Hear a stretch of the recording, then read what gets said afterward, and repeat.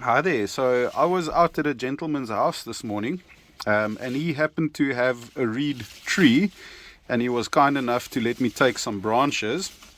They're not actively growing. There's a lot of fruits on this tree, but I took the best budwood that I could get, and there you can see some dormant buds. So I'm going to break the leaves off now, and this afternoon when I get home, I'm going to graft some of this wood onto some of my seedlings.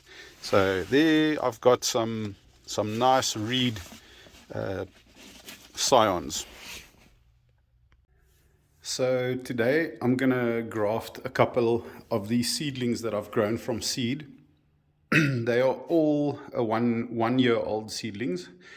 I managed, like I said, to get some reed budwood. It's definitely not the right time of year to graft. We're entering winter here by us now, and I wasn't sure if I'd ever be able to get a reed budwood again. So I've got these trees. I've still got a whole bunch. So I'm going to take the risk, and I'm going to graft these trees with the reed scions that I managed to get. There's a lot of videos online on YouTube, a lot of good YouTubers that shows you how to graft. This is not how to graft avocados 101 video per se. I just want to show you how I do it and the little tips and tricks. Maybe there's some nuggets for backyard growers that's looking at grafting their own avocados. Maybe you can learn something here, hopefully.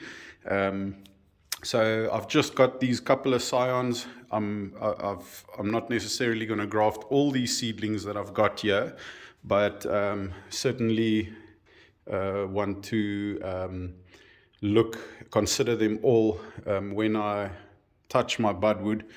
So one of the things that I do is I use one of these caliper or veneer, and yeah, people will think this is strange and funny, but it really works, especially if you don't graft every day or a lot of grafts on a regular basis. So what I do is I take the caliper and I measure the thickness of the seedling or the tree or the branch that I'm going to be grafting on.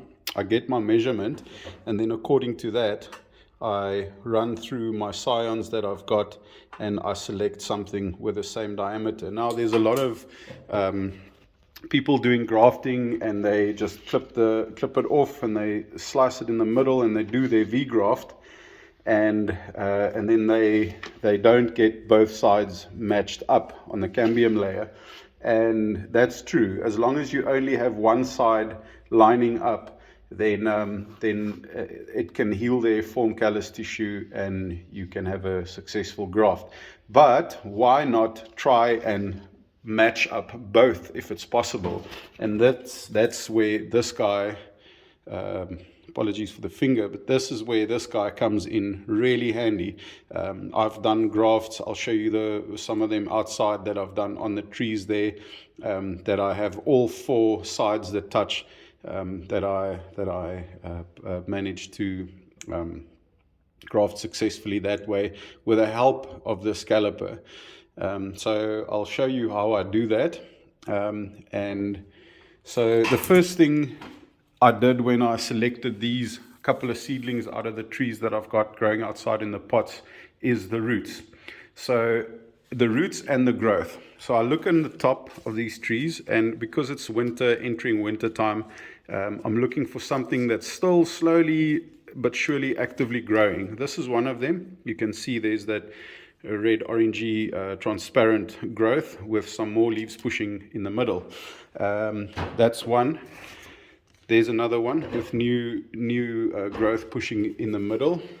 There's another one, new growth pushing. So these are actively growing, slowly, but they are growing. Here is a Zutano seed that I planted a year ago, a Zutano that came off my mother-in-law's tree. I did a graft on it 3 months ago. the graft died back and it healed over there. You can see there it's still alive. So maybe it might shoot out there, but I don't know, I'm not sure. So I'm going to graft this same seedling again today with a reed. Going to try it, yeah, seeing the seeds come from the mother-in-law, it might die again. But yeah, we're going to try. And anyway, okay, so there's another example, new growth coming out. Hope my mother-in-law doesn't watch this video. It's just a joke. Then I look at the bottom and look at what I see at the bottom of this pot. White roots, healthy white roots growing out in the bottom of this root. So of this tree. So I know there's growth on top. I see there's healthy white roots.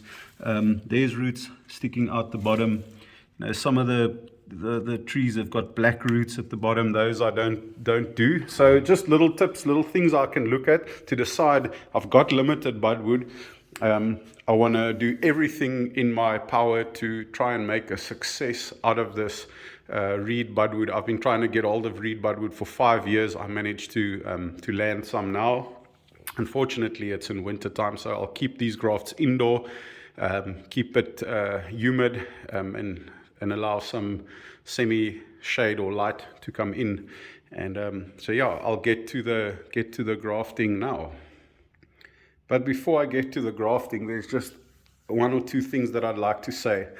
There's, like I said, there's a lot of information, a lot of good grafters, people giving good information out there. Don't let the idea of grafting daunt you. It's really, really simple. For me, there's about only 3 really important, maybe 4 really important aspects to grafting and making a success out of your grafts. Firstly, for me, obviously it's the time of year. Obviously you'd want to do it in springtime when all the carbohydrates, the sugar starts moving up and down in the tree, and there's a lot of sap flow, and therefore your grafting wound will heal much faster. But you can graft all year round if you try and keep the conditions, if it doesn't get too cold. So time of year is definitely number 1. Secondly, when the tools that you use, you only need a sharp grafting knife. Like I've got a very sharp grafting knife over here, and then, or you can use just a really sharp blade to make sure that you do clean cuts. Then those tools you will must sanitize with any sort of a bleach, peroxide sort of solution, and let it dry off. Sterilize your equipment.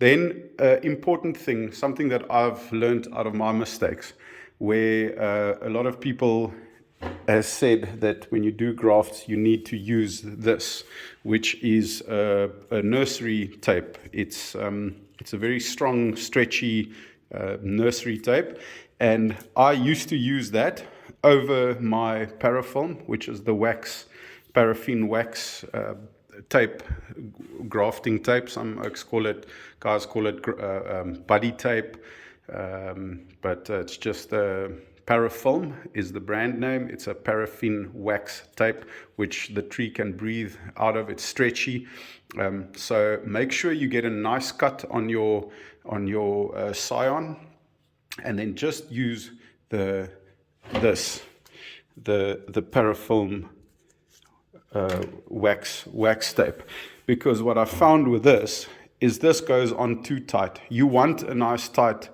you want some pressure from the outside of your tree, your seedling stem, pushing down onto your graft that you've put inside, so that there's no voids or air on the inside. You want contact. You want to promote the sap flow, and if you put this tape on and you're doing it too tight, it actually restricts the sap flow from the outside, and then you prevent that wound from actually healing. And that's happened to me plenty of times.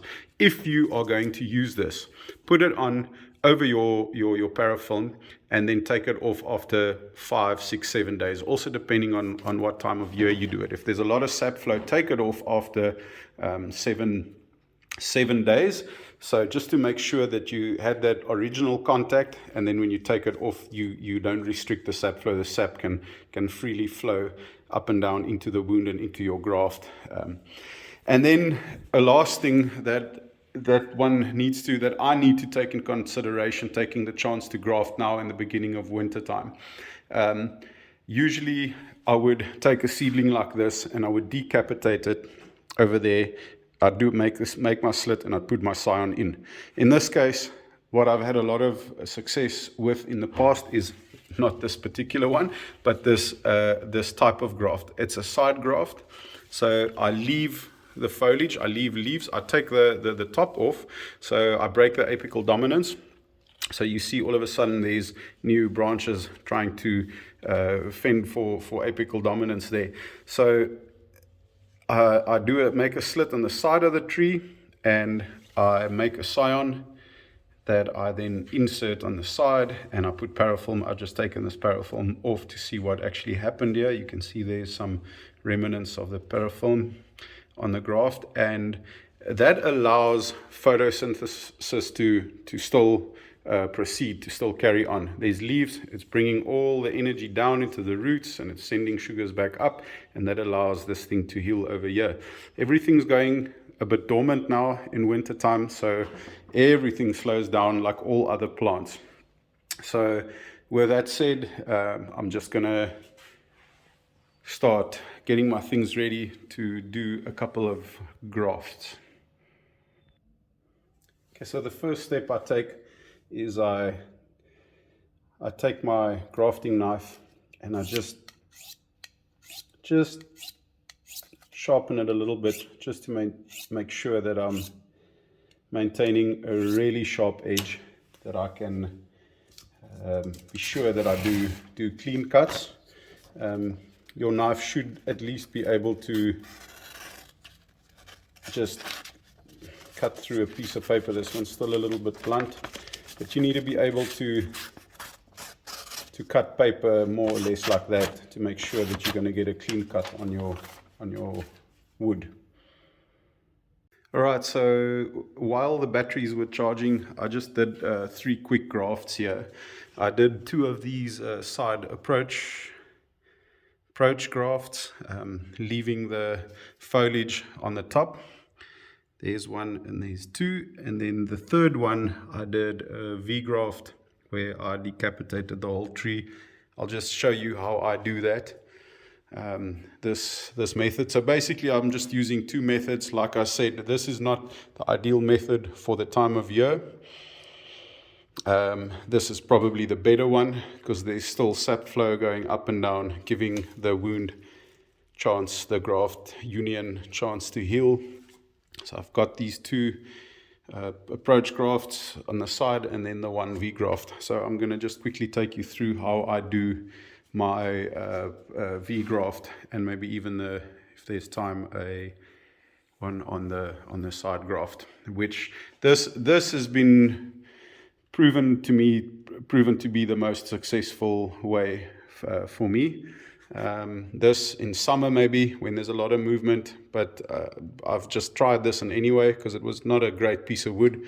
Not feeling too sorry if I lose the tree, and so I'm just giving it a chance. Maybe I get lucky. So with this, as you can see, there is this new growth on this Zutano seedling, and what I'm going to do is just break that new growth off, 1 and 2 over there, and then I'll look around on this little tree. If there's little new buds on the internodes, I'll just rub them out, scratch them out, so that way I send the signal for the energy to go to these dormant buds, and hopefully they push, and once they start growing, eventually we can just cut this one off over here and let the desired fruit, the reed in this case, let that grow. So I'm just going to quickly take you through how I do my step-by-step V-graft. Alright, so when I do this V-graft, I'm looking for a scion, a piece of wood with a dormant bud. Over there is a dormant bud. It's not the greatest piece of wood. There's a dormant bud over there. So I'll break this off. Something that I've learned: when you graft, you use your scion, the tip where the apical dominance has gone to when it was on the tree it was growing on. It focuses on pushing this tip, that bud, out first. And over here, that's not going to work because we don't have that symbiosis with the hormones between this tree and or this scion and its rootstock. So we need to create new energy there, and we take the tip off over there. This is quite a long piece of wood, so I'm going to take him, get a nice long piece of parafilm, and I'm going to start wrapping this. You can see there's dormant buds over there. There's nice buds, quite nice actually over there. So then I'm going to go and I'm going to just stretch and wrap this paraffin wax, stretch and just wrap it all the way down. Just make sure you seal and cover all those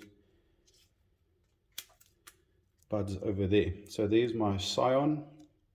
This is quite a nice scion now. It's quite a long one. So I think I'm going to bring the tape up to here, and I'm going to do one of those side approach grafts. So then I think let's use this tree over here, the seedling, and first I'll take away some of the leaves just to create some space for myself. And then usually eyeball your scion to see which way the angle runs.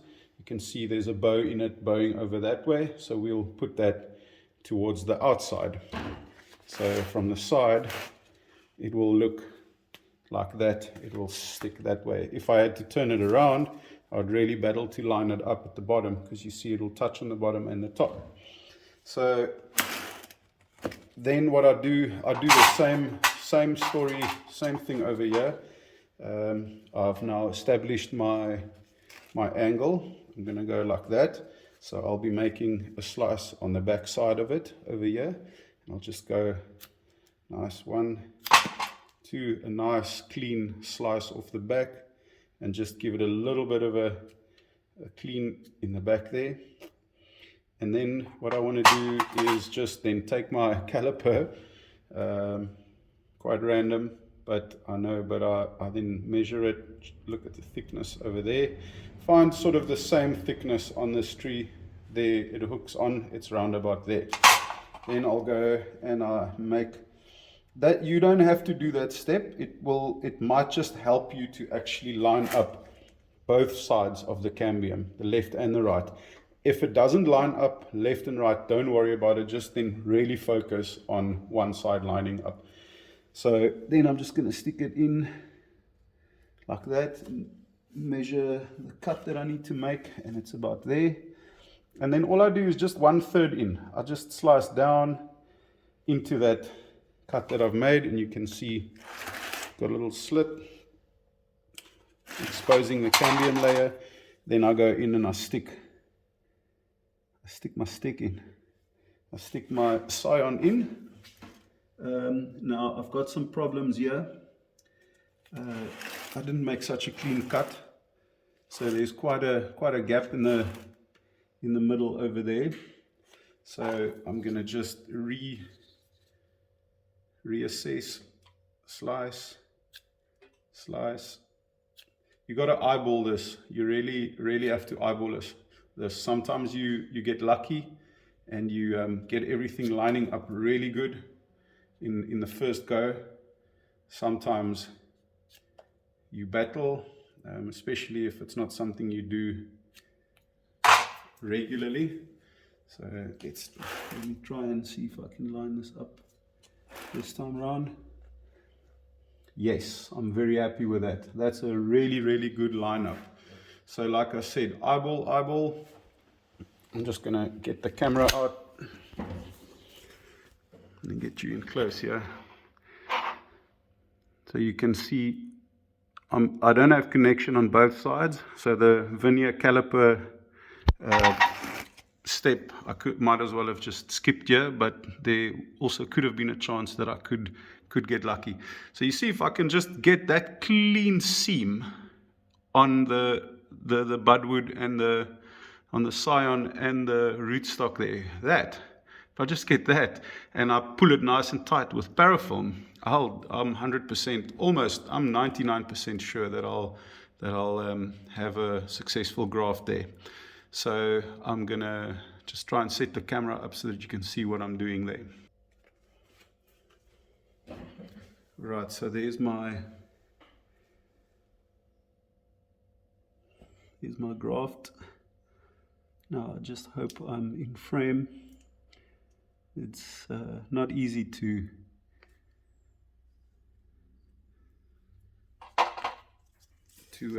work and try and make sure you get it in frame at the same time. So what I'll do is I'll just start with a bit of tape at the bottom. Don't have a third hand, unfortunately.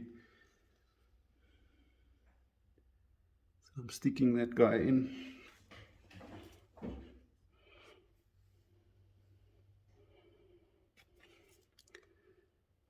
And then I can just lightly wrap.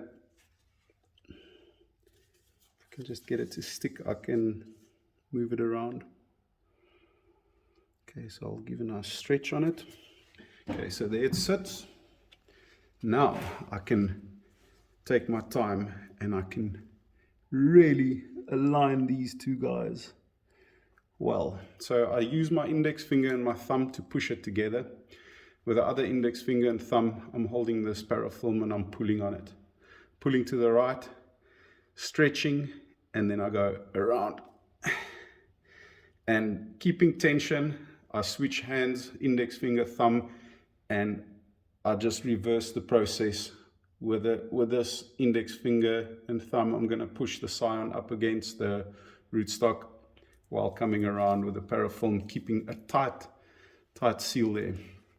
I'm really confident about this graft. It's not always that you feel this confident. This was a lucky one for me. It's a really good match over there. Gel. Sometimes when you pull too hard, the tape breaks, but it's fine. Just grab it again, stretch it. I'll start from the bottom again because I want to do an extra layer. All right. So before I go all the way around, you can see the trend. What I'm doing, I'm going to push it, really make sure that there's no air pockets. Tight. I'm going to run all the way up. Just want to show you on the other side what happened was I did not get a perfect lineup. So now that's okay. At the bottom I might have gotten a lineup. My scion wood is quite soft and moist, so I'm going to go just with my knife, and the excess I'm just going to shave it off. So I'll just shave it off. So I'll expose the cambium with that. You don't have to do this, it's not necessary, but I'll do that. I'll shave it off both on the scion as well as the rootstock, and then just open up the cambium there. So if callus tissue, scratching it over there. So if you can see now both sides, well, you can't see, but yeah, so you can see both sides are now scratched open. The cambium layer is exposed there, and I'm coming around with a parafilm.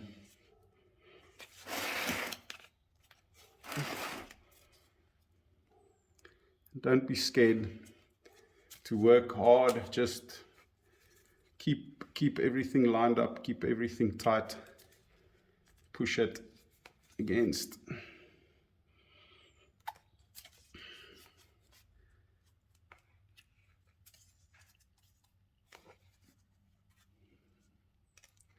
And then with the excess, the last bit, I think I've got good contact. Then this parafilm's got quite a nice bit of memory. So the more you push the ends together, the more it moves with it, and the tighter it connects the two materials together. And then the last bit, I just roll it up a little bit, and then then you can pull on it quite become strong, and then I spiral it down with close turns around the wound like that. Just spiral it a little bit past where you've made that incision, because what sometimes happens is that incision goes further than where your scion's wood stops, and there's an air pocket there and it starts to rot there. So go further past where the scion actually fits in, so you actually push that little cavity closed as well. That's something that I've noticed in the past out of experience, mistakes that I've made. And then I'll take just an extra piece of parafilm, also stretch and twist, start at the bottom the opposite way.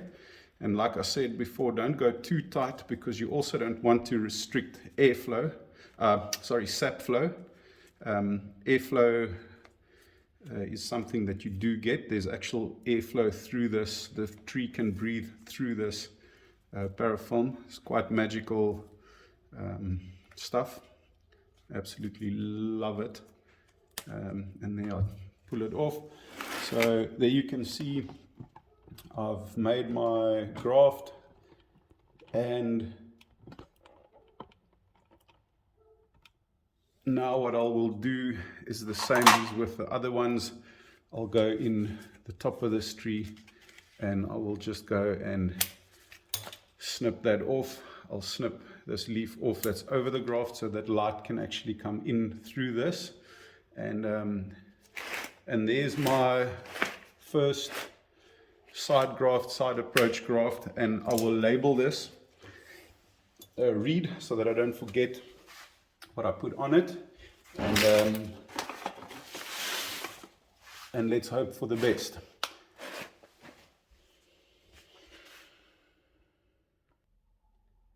Alright, so I'm just going to do a quick demonstration of how I do the V-graft. So over here I've got a nice piece of budwood, and I'm just going to shorten it up to there. I'm going to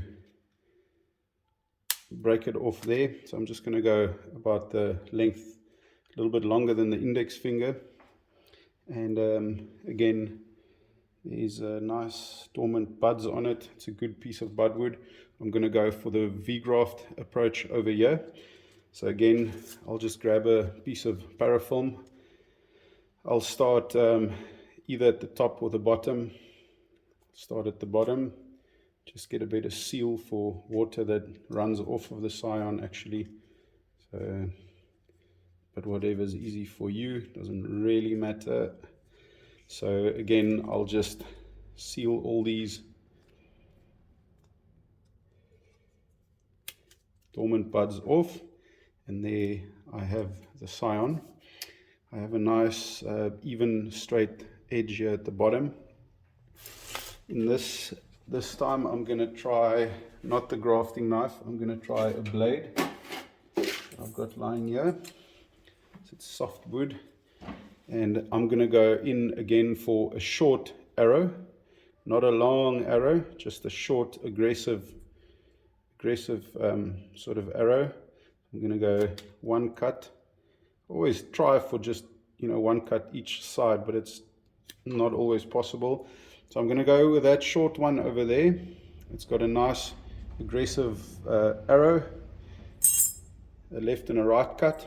And then I'm going to take these calipers, because maybe we get both lined up, both sides lined up. And there's my thickness. I'm going to look on this, break some leaves off. I'm going to try on this tree here. That's about the thickness that I've got. I'm going to go a little bit thicker on the wood here, because if I make a mistake I still have room to play with. Cut that guy off. Then I'll get my blade in the middle, and I'll just rock back and forth and that's about how deep I need to go. And I'll insert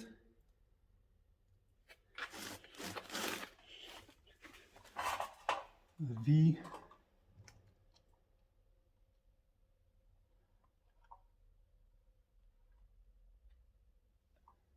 And so again, in this case, the V only connects on the one side.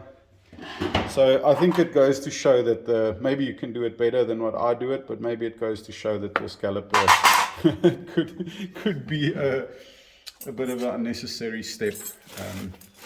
I have tried to graft this seedling before. Just going to take that old dead stick off. So you can see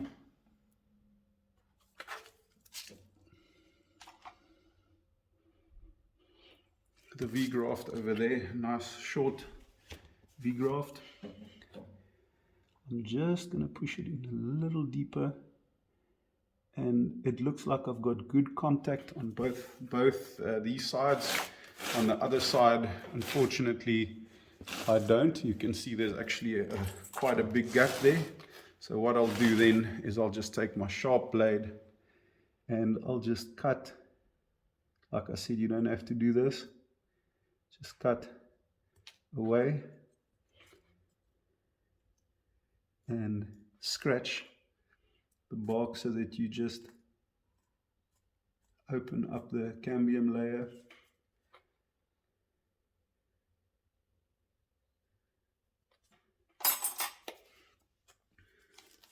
I will do updates on these trees, on the grafts. This is just the way that I do it. I'm not saying you need to do it this way, but maybe there's something that you like over here that you can implement in your systems.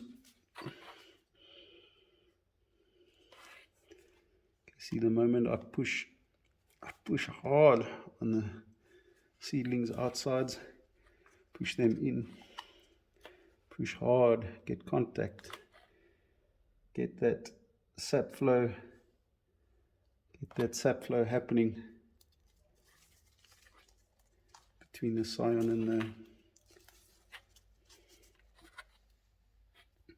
and the seedling. And I'll go over another two times, pushing on hard, and there's it. There's my V-graft on the reed, with a reed. All right, so thank you very much for watching. I hope this helps. I didn't want to do just another how to graft video. There's millions out there. This was probably more of a how to not graft video. But yeah, I've had a lot of success with my own trees. The trees that you see on my channel, most of them are self-grafted.